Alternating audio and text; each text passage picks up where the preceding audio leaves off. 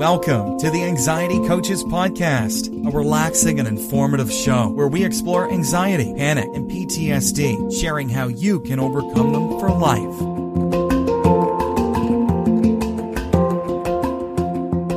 Aloha! Welcome back to the Anxiety Coaches Podcast. I'm your host and coach, Gina Ryan, and I am so happy to be with you again today as together we can consider the many ways to bring your mind and body back to its natural peace and calm.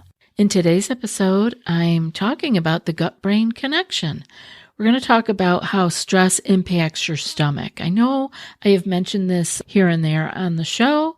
We haven't talked about it in a while, and we have a listener question here, so I thought we would answer it. They didn't have a name attached to this question, but it's like 3 questions in one here. So I'll read you the question and then we'll get to answering it. How and why does stress actually affect the stomach, and why does it cause stomach problems? How is our mind connected with the stomach?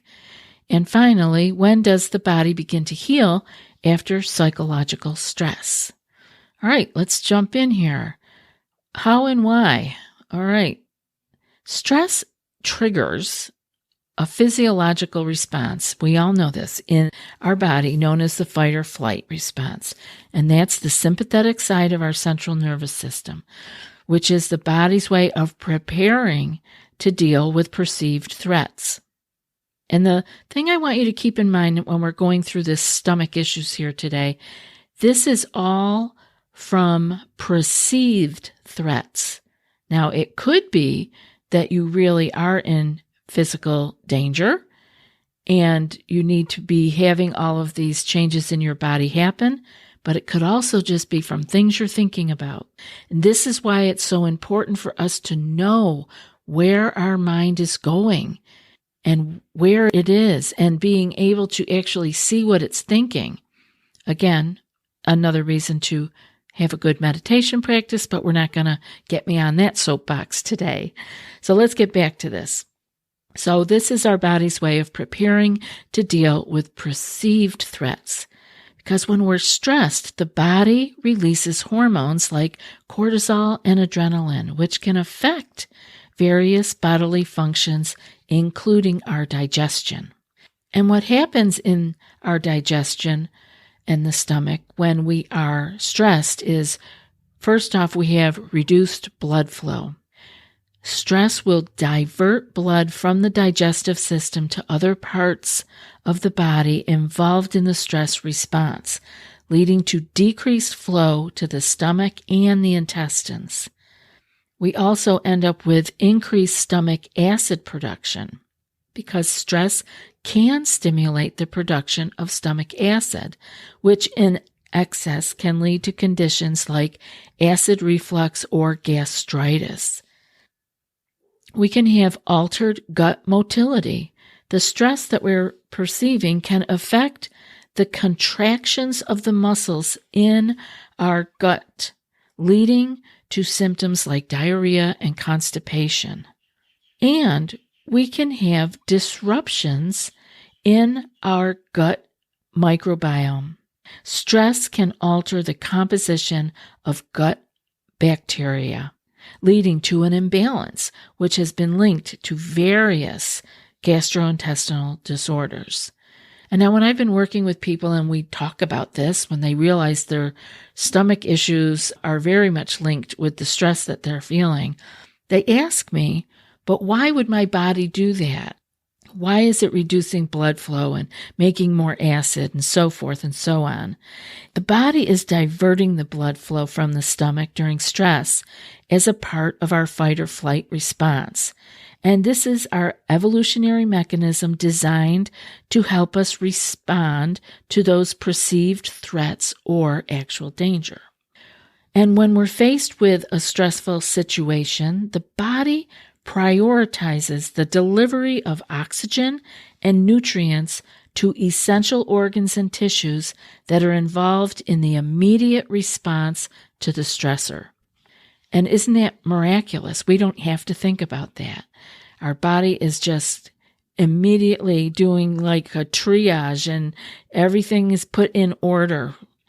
And so here's what happens. We get into the survival instinct, our fight or flight, and the body will allocate its resources to organs and tissues that are involved in physical exertion or defense, such as our muscles, our heart, and lungs, at the expense of non-essential functions like digestion or reproduction. I mean, there's other things that get shut down too, but today we're talking about the digestion. And it also is doing it so that we can have energy conservation, because digestion is energy intensive and it requires a significant blood flow to facilitate the absorption of nutrients from our food. During times of stress, when the immediate energy is needed for physical activity or to deal with a perceived threat, the body conserves energy by reducing blood flow to the digestive system. It also redirects resources. By redirecting the blood flow away from the stomach and the intestines, the body can allocate those resources to other areas involved in the stress response, such as to our brain for heightened awareness and better decision-making, to the heart to pump more efficiently, and to the muscles for increased strength and agility. And finally, it diverts the blood flow away from our gut for preparation for potential injury. Because during stress, the body prepares for potential injury by redistributing the blood flow to the areas that will require immediate repair or protection, such as our skin for wound healing or our extremities so we can escape. The diversion of blood flow away from the stomach during stress is a physiological adaptation that optimizes the body's response to perceived threats and enhances our survival chances in challenging situations. Now, that's how it's all built for us to be getting away and being safe. And it didn't really consider, I guess, that we might just be thinking scary thoughts instead of really dealing with actual danger. So our listener also asked about the connection between the mind and the stomach. So it's that gut-brain axis, and it's a two-way communication system connecting our central nervous system with the gut's enteric nervous system. And this connection involves various pathways, including our good old friend, the vagus nerve, and the release of neurotransmitters and hormones. And so what we can have are emotion-induced responses, such as anxiety, fear, and stress can influence gut function through this gut-brain axis, leading to those symptoms of butterflies in the stomach or gut feeling. We could have psychological factors impacting our digestion, mental health conditions such as anxiety and depression and other mental health issues can affect our appetite, our digestion, and cause gastrointestinal symptoms. And again, the gut microbiome is influenced by the brain function and behavior through the production of those neurotransmitters and metabolites, affecting our mood and our stress responses. So, when you think about it, the enteric nervous system, which I like to call the second brain, serves as a highly sophisticated and essential brain within the digestive system, controlling and coordinating gastrointestinal functions independently while also interacting with the central nervous system to maintain our overall health and well-being. So they're separate, but they communicate. I mean, the more we know about this stuff, the more fun it is to think how well it's all put together. Now, Our listener also asked about healing after psychological stress, which is a great question. And I wanted to address the body's ability to heal after psychological stress. And, it really does depend on many factors, including the duration and the intensity of the stress, the individual's resilience, and our own coping mechanisms. So we want to pay attention to how long and how intense was the stress, because acute stress is very different from chronic stress, because we need time to repair and to heal. And when we don't have any space away from the stress, we're not healing, we're not repairing. And that's where we get into trouble with chronic stress. So I thought we could go over a general kind of timeline for healing after psychological stress. Now, we are all different. We all are very individual in our ability to heal. And what other issues do we have going on health-wise? All of this is going to play into it. But you can have short-term recovery. The body may start to recover very quickly after a stressor is removed or managed. So see, you don't have to be completely stress-free. You don't have to say, I'm never going to feel anxious again in my life. You don't need that. You need to be able to know what to do with it and how to respond to it so that you don't go down the wormhole and live in anxiety 24/7. You can have stress, you can have anxiety that you are able to deal with. And what are some of those ways that you can remove it or work with it is through relaxation techniques. I really think that if we did this on more of a regular basis, sometimes we wait until we are completely spent before we relax, before we recover. And we don't want to wait until we're injured in order to pay attention to ourselves or have self-care.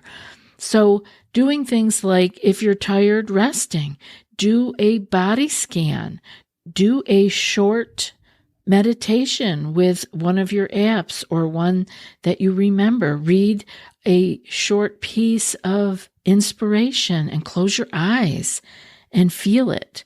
Do a mindfulness meditation. And get support. This can actually expedite your process, getting support. And again, you can pop over to our website anytime to find out more how we can support you. But long-term healing is a little bit different because chronic stress can have lasting effects on the body. And so the healing might take longer because there may be deeper grooves that need to be filled. Engaging in stress-reducing activities is of the utmost importance when you have long-term healing. And seeking either therapy or counseling or coaching and support, again, is crucial. You also want to be sure that you have adopted a healthy lifestyle and that you have healthy lifestyle habits that can help and aid you in this long-term healing, because it's not going to be one and done kind of thing. This is something that you are going to have to do for maybe an extended period of time. And so just know that. Don't be hard on yourself because you don't feel better next week. This is going to take some time. But you will be amazed when you look back over time. This is another reason why I like people to keep a journal, if you are one who would be willing to do that, to look back and see where you actually came from. Because we don't notice it hour to hour, day to day, even week to week. When I see clients on a weekly basis, it's like they don't see any changes whatsoever. But when we get to where we're only seeing each other once a month or something, it's amazing. It's amazing how much change happens in those 4 weeks. But again, they're living with themselves day in and day out, and they don't see the changes. But it's important to keep going. What often happens, people will adopt a healthy lifestyle, they'll get into some coaching, and they'll be doing the relaxation, mindfulness, meditations, and doing some great things for themselves. And when they don't have results in a week or even a month, if they are in a chronic stress situation that they are trying to get out of, and they get discouraged. But I have seen so many people make so many changes and have amazing life by keep putting one foot in front of the other. Even again, looking back at maybe where you were the month before, you don't see the change yourself, but maybe if you write it down and you come back to it a month later and you say, wow, I really am in a bit of a different place. I'm going to keep going. Don't be hard on yourself because change doesn't happen right away. These long-lasting, permanent changes take time. And the other thing I want you to keep in mind for healing is your individual variability. The healing timelines vary from person to person, and some individuals may bounce back quickly, while others may require more time, more support.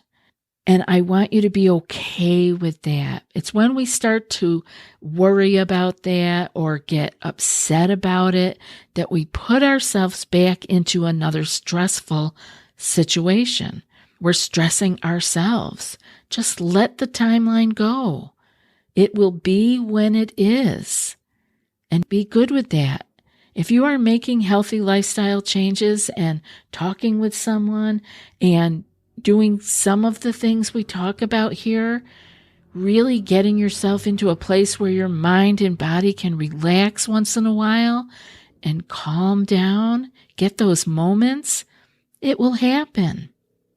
Those are the places where you do the healing. And you want to have that continuous self-care. Even after the immediate effects of stress have subsided, it's essential to continue practicing self-care and stress management techniques and tools to prevent future health issues and promote overall well-being. Some people come through the other side of chronic stress and say, I never felt this good. So because we're making real health changes, because if we go back to our old coping ways and old lack of self-care, we may end up in distress again. So I want you to be proactive. I'm so happy to be here with you again today. And I hope that if you have a question or even an issue you would like to share with me or something you'd like me to talk about, that you send me an email and maybe I can talk to you and answer your question. Send it to anxietycoachespodcast@gmail.com. And now for today's quote. The nervous system controls and coordinates all organs and structures of the human body. And that's from Grey's Anatomy. I'll be back in a few more days with another podcast. Until then, be well and aloha. Thanks so much for joining us for today's episode of the Anxiety Coaches Podcast. Find more information at theanxietycoachespodcast.com.